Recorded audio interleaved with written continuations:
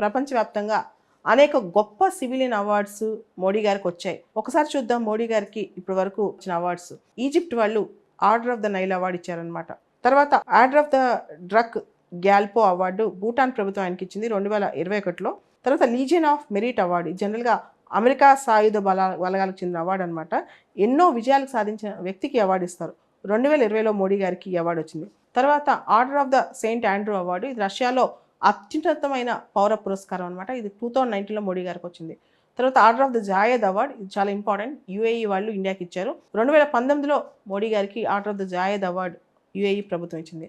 తర్వాత order of the Abdul Aziz all Saud, ఇది Saudi అరేబియాలో అత్యున్నతమైన పురస్కారం అనమాట.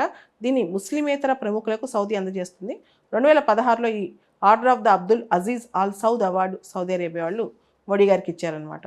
వీటితో పాటు అంతర్జాతీయ సంస్థలు కూడా మోడీ గారిని చాలా అవార్డులు ఇచ్చి సత్కరించాయి.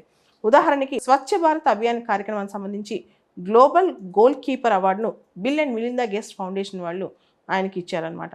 పర్యావరణానికి సంబంధించి ఐక్యరాజ్య సమితి అందించే అత్యున్నత పురస్కారం champion of the earth award 2018లో మోడీ గారిని వరించింది. ఈ దిశగా మోడీ గారిని చూస్తుంటే గొప్ప గొప్ప అవార్డులు ఇంకా ఆయన వరించే అవకాశం కనిపిస్తోంది. అయితే ఈ అవార్డు కేవలం ప్రధానిగా మోడీ గారికి వచ్చిన అవార్డు కాదు, దేశం మొత్తానికి ఇచ్చిన గౌరవం. ఇది దేశ ప్రజలందరి గౌరవం అనమాట.